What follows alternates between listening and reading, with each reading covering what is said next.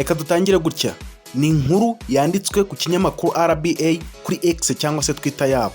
Iragira iti: abayobozi b'ibigo by'amashuri 890 bo hirya no hino mu gihugu bahagaritswe mu nshingano zabo. Umuyobozi ushinzwe iterambere n'imicungire y'abarimu muri REB Mugenzi Leo yasobanuye iby'isuzuma ubushobozi ryakorewe abayobozi bahagaritswe. Ni byari biteganyijwe muri statiko nyuma y'imyaka 3 umuyobozi w'ikigo cy'ishuri n'umwungirije bakorerwa isuzuma mikorere isuzuma ubushobozi. Twagira ngo rero intego nyamukuru rero kuzamura ireme ry'imiyoborere y'amashuri kugira ngo tugere none ku ireme ry'imyigishirize n'imyigire. Tunyarutse gato ku kinyamakuru The New Times baravuga bati mu mutwe w'inkuru banditse bagira bati what led to dismissal of nearly 900 school leaders. Mbese bati ni igiki cyatumye abayobozi b'ibigo by'amashuri bagera kuri 900 bahagarikwa cyangwa se bavanwa mu nshingano. Ni inkuru imaze iminsi igenda icicikana ku mbuga zitandukanye, yaba ibinyamakuru byandika ndetse n'ibitangazamakuru atandukanye, yaba kuri televiziyo ndetse na radio n'ahandi, aho abayobozi b'abarimu ndetse n'abayobozi b'ibigo by'amashuri barenga 890 bose birukanywe cyangwa se bavanwe mu nshingano zabo zo kuba abayobozi b'ibigo. Uti byagenze bite? REB na Minisiteri y'Uburezi byatangaje ko abayobozi b'abarimu cyangwa se abadirecteur ndetse abaprefet des études, abaprefet de discipline barimo 890 bose birukanwe mu nshingano cyangwa se bavanwe mu nshingano kubera ibyo batuzuza neza, biturutse ku isuzuma ryakozwe rigasanga aba bantu badakwiriye kuba bayoboye ibigo by'amashuri. Iri nusuzuma ryatangiye mu Gushyingo 2024 aho ryasojwe mu kwezi kwa 12 cyangwa se Ukuboza umwaka wa 2025.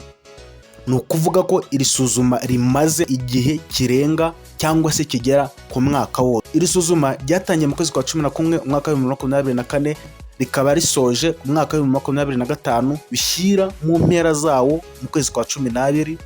Byatangiye basuzuma imikorere y'abayobozi b'ibigo, yaba mu mitangire ya serivisi, uko babana n'abanyeshuri, abarimu, abaturage ndetse n'uko bayobora abarimu babafasha mu myigishirize yabo ndetse bakongeraho n'uko bafata umutungo w'ikigo. Iri suzuma ryatangiye abayobozi b'abarimu basuzumirwa ku turere, bareba uburyo abayobozi b'abarimu bitwara mu gihe bahuye n'ibibazo runaka ndetse n'uburyo bafata abanyeshuri n'abarimu babo bakabafasha mu myigishirize myiza y'abanyeshuri bafite ku bigo.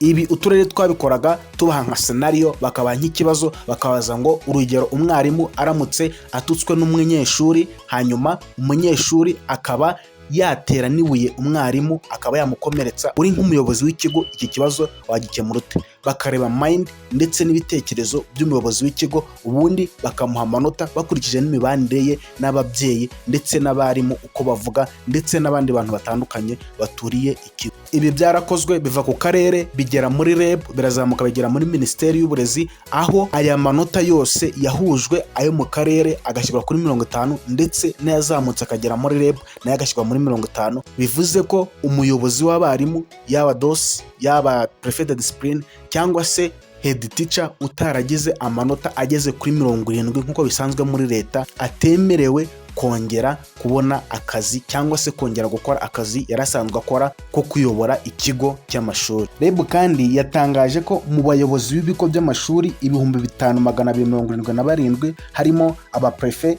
de discipline 773, hakabamo abashinzwe amasomo ba DOS 1425 ndetse n'abayobozi b'ibigo by'amashuri bya primaire 1415, hakiyongeraho abayobozi b'ibigo bya secondaire 1664, bose aribo bitabiriye iri suzuma ryateguwe na Minisiteri y'Uburezi mu buryo kugira ngo basuzume neza ireme ry'uburezi mu gihugu, kandi bavuga ko iyo ikigo kitayobowe neza biba binagoranye cyane yuko kigira imitsindire myiza. Ni ukuvuga ngo ibi ngibi byakozwe mu buryo kugira ngo basuzume barebe uko ibigo bikora ndetse n'uko bihuza n'abayobozi babyo. Ibi ngibi bikaba byabigambiriye cyane kureba uburyo umuyobozi w'ikigo ahuza n'abarimu ayoboye ndetse akanafasha n'abanyeshuri, bigahuzwa cyane n'uko ikigo ikigo kigenda gitsinda mu bizamini bya leta ndetse n'umutungo w'ikigo uburyo ukontororwa cyangwa se uburyo ucungwa. Mu bayobozi b'ibigo 5227 bose bakorewe isuzuma, ni ukuvuga ko 890 bose ari bo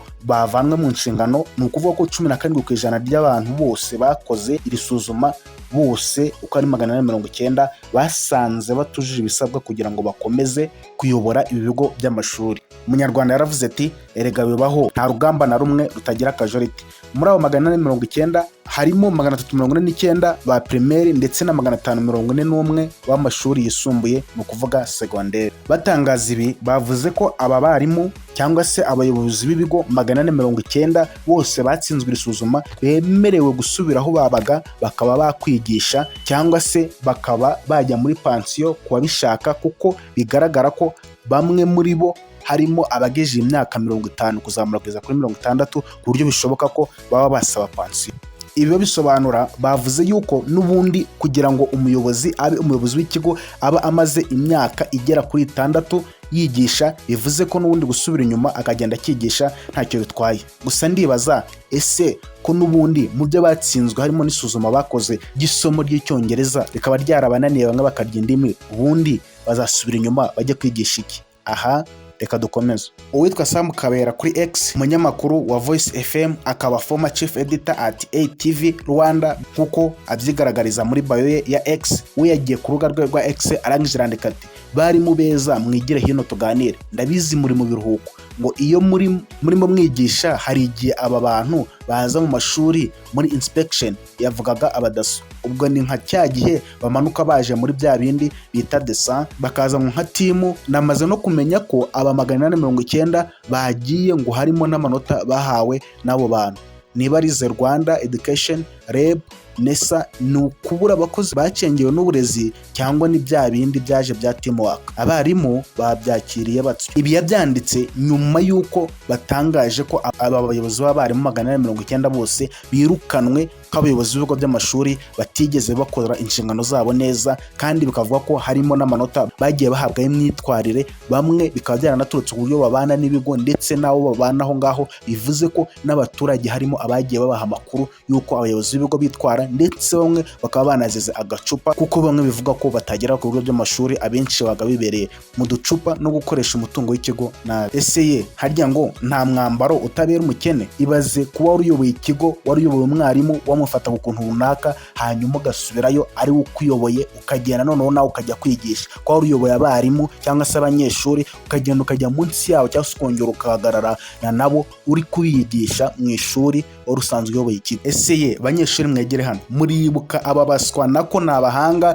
izi njijuke reka ntere kuzita imusane y'imjijuke kuko ndabizi ndamutse mbivuze mwantera amabuye, ariko muribuka ukuntu badutwaraga imipira? Ese muribuka ukuntu bazaga imbere n'utugwa ngaho ngo baraje ngo ni ba préfet des études cyangwa se ni ba préfet de discipline, ugasanga basize utubare nka tubiri ku kibaho ngo bari kutwigisha gukora étude? Muribuka ukuntu bazaga bivugisha ubwongereza tutagira gahunda, ngaho udufaransa tutagira gahunda, icyongereza cyo muri analogue ngo kabadeya n'ibindi? None ubu ngubu REB mu isuzuma ngo icyongereza bagitsinzwe. Ese muribuka ukuntu babaga baje badusanga turi muri étude bakatubona turi ahantu runaka, bati mwe n'ubundi ntacyo muzimarira, bati nta bwenge mugira, bati byanyu nzaba mbibona. None ubu ngubu aba 890 wasanga bari muri ba bandi baduteze iminsi. Reka nanjye ntere kuba nka ba bandi ngihagaramye ntawe utayigera icyuma. Gusa banyakubaha Minedike, banyakubaha REB, banyakubaha NESA ndetse namwe Minisiteri y'Uburezi, turasaba aba bantu icyongereza ntacyo bazi,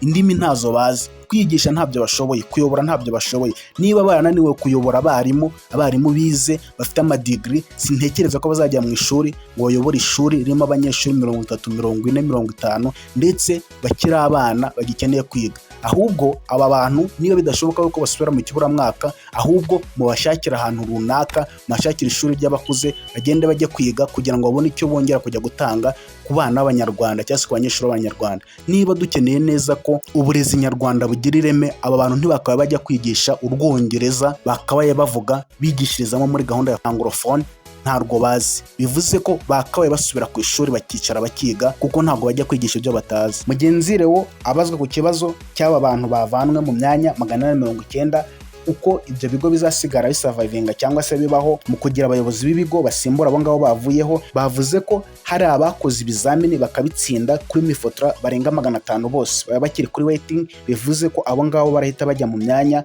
yongeyeho 500, bivuze ko hari itasigara imyanya 390 yose igasigara itagira abayobozi.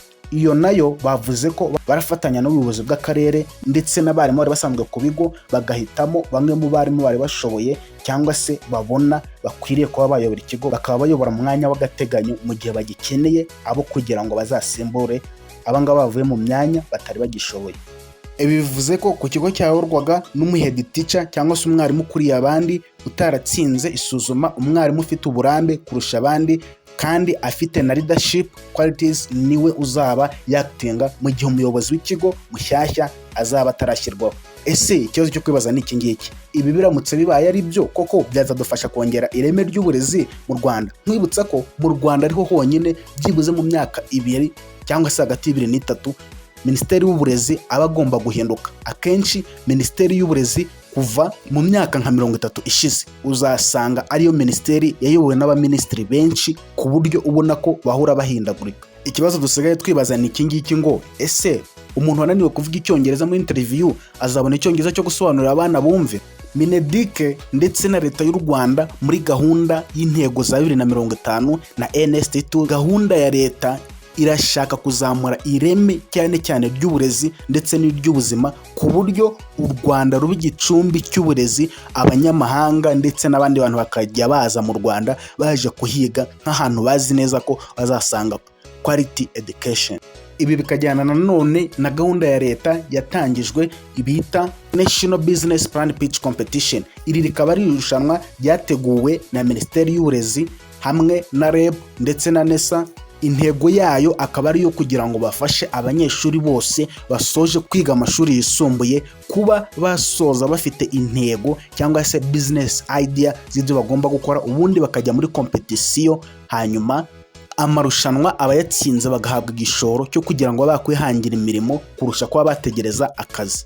Iyi gahunda bivuze ko izajya iba buri mwaka, aho ubu ngubu iyi gahunda yasojwe tariki 21 z'ukwezi kwa 12 mwaka wa 2025, hagatsinda abanyeshuri bagera kuri 5 batanze imishinga yahize abandi bose, aho ibyahereye mu karere bikazamuka bigera mu ntara ndetse bikagera ku rwego rw'igihugu. Imishinga 5 yahize iyindi ikaba ariyo yahembwe. Aba bana bagahabwa amafaranga, aho wa mbere hawe 1,500,000, wa kabiri agahabwa 1,100,000, wa gatatu agahabwa 900,000, wa kane agahabwa 700,000, n'uwa gatanu agahabwa 500,000 byo kugira ngo batangire iyi mishinga yabo yatsinze.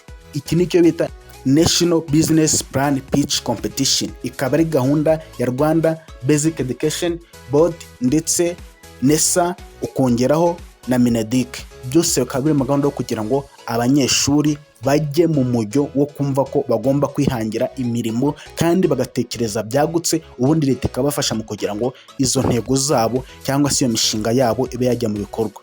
Nyakubahwa Joseph Nsengimana ndetse na timu yose mufatanya, Minister of Education, turagushimiye cyane. Iyi ni gahunda nziza, abantu baramutse badufashije, abarimu bakatwumvira, ntihagiyemo corruption, bikagenda neza, u Rwanda rwakomezanya gahunda nziza yo kugira ngo dutere imbere mu burezi ndetse ihindagurika n'akajagari gahora mu burezi kakavamo. Ikindi, iyi gahunda ya National Business Plan Pitch Competition turayishimye cyane. Iyi ni G7 TV, ibiganiro nk'ibi nakagaruka. Asante, kora like, share and comment.